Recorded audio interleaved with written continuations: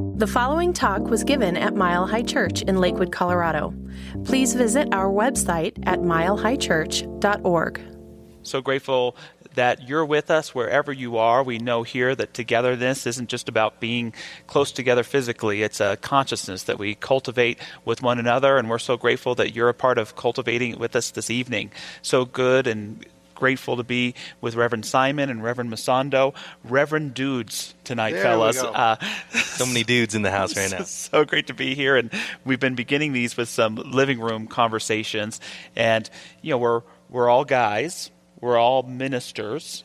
We're all husbands married to spiritual practitioners. And I just thought we might talk a little bit about what we all have in common tonight and just see how each of you is kind of balancing your roles as dad, teacher, all of those things. I'll tell you, it's interesting. I mean, for me, I feel like I'm always on. And my wife is a school teacher, and she's been working from home, and it has really given me a new appreciation of what she does. She works with preschool-age kids, and I hear her in the morning having to get on the computer, onto whatever technology they're using, and singing to the kids and trying to get these little kids, okay, sit back from the camera, okay, you have to turn your mic on, and of course the parents are there to help, but it has helped me see a side of my wife that I otherwise would not have gotten the chance to see, which has been really pretty awesome. I found that too, that ability to appreciate one another in our everyday lives where we may be separated from one another at times too. Yeah, appreciate or get on each other's nerves or whatever that is. I can't imagine another human being than my wife, Rebecca, that I'd want to be quarantined with. Mm-hmm. And at the same time, this is the most time we've spent together since we've met, right? Just sort of this nonstop, we're together all the time. And there definitely have been some times where I think we've just kind of gotten annoyed by each other, right? Or I'm a little bit snappier or, just something will just annoy me enough to where I'll say something and it won't be nice. Luckily, I have a very graceful wife mm-hmm. who is able to just mirror back to me. She's like, I think we're probably spending a lot of time together, and we're probably getting on each other's nerves a little bit. Let's just be gentle, a little more gentle. Could you just be a little more gentle right now? I'm like, yes, that is yes. So she's ministering to me mm-hmm. In many ways right now. I am being gentle. I'm being gentle right now. Go take a walk, Masando. Yeah, but it's real. I think we do have to be gentle with each other. I think all of us. This is a new thing. This is a new thing for us to be spending so much time together, and there's going to be tremendous gifts in it. We're going to be closer. We're going to see some sides of our family members that we probably don't get to see, and there's gifts in that. And we're probably going to have some flare-ups in the midst of it, and just to know, it's going to happen, and so how can we be honest enough? How can we be forgiving enough? How can we be gentle enough with ourselves and with each other to walk through this time and know it's not going to be perfect. It's going to be a little bit messy, and that has to be okay. Well, I love that. I mean, there's steps for all of us in that to be forgiving, to be gentle with ourselves and one another. And I love what you said about being honest, because that's something that can happen in my relationship. If something's maybe bugging me, I'll sometimes hold on to it. And as opposed to having that honest, direct conversation, I'll passive-aggressively, blow up while heating up popcorn or whatever it is, And so it's good to have these steps of where we respect one another's boundaries, but also you are genuine and honest about what's going on for us when we're living with a partner or with pets or two teenagers as well. For you, Reverend Simon. Yeah. See, for me, it's in some ways it's like summer, right? Because it's summer, my wife is off and the kids are at home. So in some ways, it's not that different. However, normally in summer, Zach and Sarah would be going off. And I have to acknowledge there have been a couple of times where one or both of them have not observed stay in place and have kind of drifted off, and it's like, hello, we're in a different time now. You got to stay at home. Sorry, I know you want to be away from mom and dad, but you got to stay at home. So it's eye-opening. Yes, keeping those boundaries in place. And, I think with all of our relationships, it's important that we don't forget to love our partners, to take that time to, sit in the morning. And I'm the first one to admit I need to do a better job of this, of saying, how can I best love my spouse today? What can I do? And it may, I can't go out and get something perhaps, but maybe it's that touch on the back that says, is everything okay? Or, I just want to tell you how much I love you. And sometimes if we are in battle mode at home, trying to get space or whatever it is, it's good just to let that melt. And just like you said, you make me want to be a better quarantiner, whatever it may be. I love that line about the quarantine that you shared about Rebecca. Yeah, and how can I be a loving presence? And how also can I allow myself to be loved, right? I think that's something I learned through this marriage, through this relationship, that was kind of confronting for me, right? That someone could care about me so much, that they are honest with me, that they are continually giving me this unconditional love and support. And sometimes that is a lot, right? Like sometimes being loved is a place that stretches me as well. Being loved by, and not just my wife, but like family members, all of us that are seeking to make connections right now. Sometimes just like, answer the phone, and receive just as much as you're giving right now. Sometimes that can be really hard too, because I just want to go, and in my minister role, I want to be the person that is taking care of people. And it's been a good reminder that, I have to also allow that in right now, that it's a unique time in which we're all having to take care for each other, and sometimes we'll be taking the role of the caretaker, and sometimes we'll be taking the role of the person who needs to be taken care of. So that humility that comes with this time, I think, is really beautiful, and something that I notice I have to work on. Like, I got to take off this hat where I'm trying to do everything and just allow myself to be more vulnerable, allow myself to be more real with how I'm really doing, which can be hard for me too sometimes to access that, how I'm actually doing. That's beautifully said. So it's not just how can I best love my partner today, but perhaps how can they best love me, and not getting too into harebrained ideas, but to be able to be willing to be loved, because, like you were saying, Simon, for a lot of us, when we're working at home, we feel we have to be on at all times. And that can start to break one down when you're not opening yourself to be supported by your loved ones that you care about at home. Yeah, I think it is real important to, what are my boundaries? And how am I taking care of myself? I mean, it's that often overstated thing with the airline, make sure you put your mask on first, because if you don't, you can't give what you don't have. Make sure you pour your glass of wine first. Yes. Make sure the bottle is left open. Yeah. Yeah, and it's important to love each other. And when we're in home, whoever's there, whether it's your pets, your children, or your family, to make sure you get that alone time, but realize that you're all in this together. And so perhaps even if we haven't tried it before, maybe spiritual practice as a family is something that we need to look at. Checking in once a week, how's everyone doing? And, making sure that we're not getting into isolation on our own, even in our relationships. Yeah, it's interesting, right? Because I'll take my space, right? So we have an 850 square foot house. So we don't have a ton of space, but I'll take it, and I'll notice when I'm going like that line. It's a fine line between taking the space that I need, so that I can stay centered and sane as a human being, but also know when I'm kind of isolating, when I'm kind of cutting myself off, when I'm diving into phone or whatever other distraction that could be wanting to take my attention, because I don't want to really touch in with what's actually going on. And so that's really important to just notice for me, and that's part of my spiritual practice is, am I taking space and creating a boundary for health, or am I doing this as sort of a neurosis to try to escape what's something that's going on inside myself right now? Yeah, and it's even though we're in a challenging time in the world today, there's no reason that we as individuals and in our relationships can't be thriving and can say, 100%. Hey, even in this challenging time, we're going to look back on this time and know that this made us stronger than ever. We're going to intentionally love each other more than we ever had before, and we're going to make the best of this, whatever may become or may be. And that's a big challenge. It's hard to live up to, but if we could just take it one day at a time to consciously love one another, consciously love ourselves, and take time to give thanks on our quarantine mates, for sure. Yeah.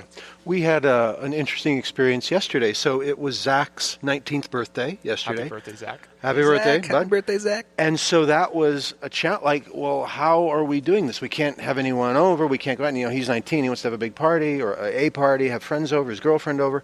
So we did the Zoom thing. We had family out in Oregon, and we Zoomed them in, and I made a cake, and we had some takeout food from one of the places that is still doing pickup, and we made it. We adapted, and it was a really nice birthday. It was really cool, and we adapted. Yeah. Well, Simon, I love the man you are, but in particular, I love the husband that you are and the father that you are. How I see you love your kids. And Masando, I love the man you are, the minister you are, the husband you are, and you're going to be a great dad. You already are. You're making me weep. Hey. Yeah, you're making me tear up here. It's true. So we're so grateful that you're here with us tonight. We've got an incredible follow-up message from our own Reverend Simon, and let's go right into it. Well, good evening. Peace and blessings. Thank you so much gratitude to Tom, Kent, Mike, and Susan. The music that they provide is such a phenomenal support for this service and for this congregation. Thank you for all who are here in production, who are running things. Again, the support really makes a difference. So Dr. Ernest Holmes, the founder of this teaching, said that there is one thing that is at the center of all our problems. One thing. Do you know what it is? The belief in separation. That's what Dr. Ernest Holmes felt was at the center of our problems. The belief in separation. A belief in separation from God, from each other, from the rest of creation, from ourselves. So I want to explore this idea of separation, this belief in separation, through story. Not by telling a story, but by taking a little look at the actual structure of story and seeing how it applies to our experiences now.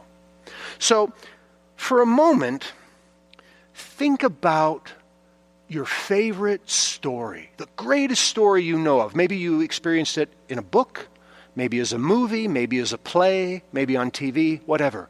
But the greatest story, a story that you remember, a story that impacted you, a story that you felt, that you resonated with the characters, a story that maybe even transformed you a little and changed you. Okay, do you have it? Okay, now let me try this. Let me guess. It goes something like this. We meet the protagonist, the main character of the story, and we find out a little bit about what their normal is. Now, different stories will have very different normals. Those normals can be peaceful and easy, or those normals can be hectic and crazy. But it's the norm that character experiences. And then something happens. And that character's world is rocked, is changed in a way that they have to respond to. Now, their inclination is to try and get back to normal, get everything back into place. But that's not how it works. Typically what will happen is as they try and address this conflict, whatever it is that rocked their world, there will be this sense of tension. And they'll try and they'll fail. And typically in Western literature, they'll try again and fail. But now there's more tension, more pressure to figure it out, to get a new norm. And then on the third time they try, and there's epiphany. There's revelation. The aliens are vanquished. The bad guy is defeated. The main character gets the guy or the girl or whatever it is. And then after that, we sort of tie up some loose ends, and we get a new sense of that character's new normal. And in a good story, in a story of transformation, that new normal is somehow higher, is somehow evolved beyond the old normal. The character didn't go back to an old normal. They got transformed and created a new normal. Now, I know what you might be saying. You might be saying, wait a minute, Simon. I thought of a story that, it didn't work out better for the character. It was a tragedy. So, what's up with that? Well, all right, let's take a classic tragedy like Romeo and Juliet. See how it plays out. So there they are. They've got their norm. They're doing their things. Their families have been squabbling a bit, but they've got their norm. And then something happens. They meet. They fall in love. Well, the tension builds. They try and work it out. They try and work it out in different ways, but the tension builds. Conflict arises. Tension builds. And then resolution. But alas, they're both dead. So how in the heck was that a greater realization? Well, if you're familiar with Romeo and Juliet, and the same applies to many tragedies, there's a lesson at the end. Here's how Romeo and Juliet ends. The prince serves as a narrator, and he speaks to the audience and says, "A glooming peace this morning with it brings. The sun for sorrow will not show his head. Go hence to have more talk of these sad things. Some shall be pardoned, some punished. For never was a story of more woe than this of Juliet and her Romeo." See, it's not the characters in this case that were transformed. It's the audience, it's the listener. The listener is invited to go talk about these sad things. Go take the lesson from this story. So always, in a good story, there's transformation. So, how does this apply to us? Well, our lives are stories that are unfolding. Our lives follow this same classic, time-tested pattern. I mean, think about it for a moment. Typically, all of us in our own way try and establish this baseline, this norm that we have, our day-to-day routine, whatever it is. And that may be different for all of us, but we have our norm, our way of going through life. And then often, something happens. And we have to deal with it. We don't want to deal with it. We don't like it. We wish it hadn't happened. In fact, we want to do anything we can to do to get back to normal. Let me just get back to normal. Why did this thing happen? It's inconvenience. It annoys me. It's messed up all my plans. We have just received an invitation to transformation. And if we're like many of the characters in many of the classic stories, we do what we can to address, to fix, to change that conflict that has arisen, to relieve that tension, because it's not a comfortable place to be. And often we may fail. We may be thwarted in our efforts. The thing just keeps happening and happening again. But this pressure that is mounting, the pressure that we feel, the tension, the anxiety we feel is actually a good thing. It's actually energy that is attempting, that is available to drive us to transformation. That anxiety, that tension we feel in our lives, it's like, imagine pushing down on a spring. Just pushing, and it's getting tenser and tenser and more contracted and harder. But energy is being stored. And when there's enough energy stored within that conflict, there's the possibility of release, and it pushing us over the threshold of transformation. And we see things newly. We live our lives in a new way. A new opportunity opens for us. But here is where we often mess it up. We don't like that tension. When something happens in our life and everything's been thrown into chaos and disarray, it is not comfortable. We don't like it. So what do we tend to do? We tend to try and go back to normal, back to the way it was. And we do that in a variety of ways, right? We go into denial, we repress it, we ignore it, we tell lies about what's going on. Or we distract ourselves, we go shopping. Well, not anymore, we don't. But we go watch a lot of TV, or we drink, or we smoke, or we do whatever we do to try and get rid of that tension. And in doing that, we potentially rob ourselves of the energy that will drive us to transformation. We need that energy to get us over that threshold of resistance and truly bring about some new change in our lives. See, though our tendency is to go back, what we really need to do is push forward. We don't need to check out. We need to lean in. We actually, and you just got to trust me on this one, we don't need less pressure. We need more. And we need to use that pressure. So that is really the first thing I want to say to you. When you find yourselves in the time of conflict and anxiety and tension, it's an opportunity to ask yourself, all right, what is being asked of me? How can I use this situation? How is this situation driving me towards some greater realization, some greater possibility? And there won't necessarily be a clear-cut answer. Sometimes you just got to trust and lean into it and say yes. So let's get back to this idea of separation that Holmes talked about.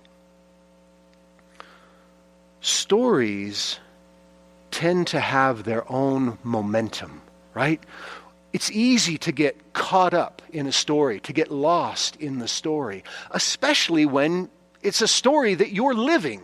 When you're the main character, it's easy for us to get lost in our stories. And it's easy for us to think that our story is somehow happening just to us. That it's somehow happening in isolation. It's somehow happening independently. And that only contributes either very overtly or very subtly.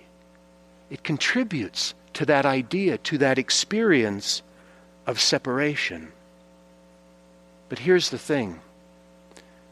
Your life, your story is not happening independently. Your story is a very important, dynamic, ever-changing part of a greater story that is being told. And never, for most of us, never has that been more evident than now. I mean, think about it. Probably, most of us were doing our own thing, living our own lives, getting up, going to sleep. We had our routine. We're going to our jobs, doing whatever it is we do. Going away on the weekend, doing our relationships. And then something happened. COVID-19 happened. Something happened at the level, not of the individual story, but the global story. And we all now, all of our stories have converged on this event that is playing out very differently for all of us. There are billions of stories that are being unfolded. But more than ever, we have this opportunity to realize how we are part of this greater unfolding story. So what do? Well, here's a question. Are you pulling back or are you leaning in?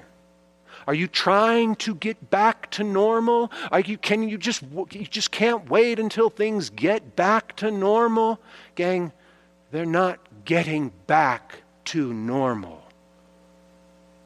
Rather, are we consciously participating in driving to transformation individually and collectively to create a new and better normal? Here's the thing. Your life, my life, is part of a universal story that is being told, that is being whispered into existence by the beloved. By God, by spirit, by consciousness, whatever words you want to use. We are threads within a sacred greater story. We are individualized expressions of that one.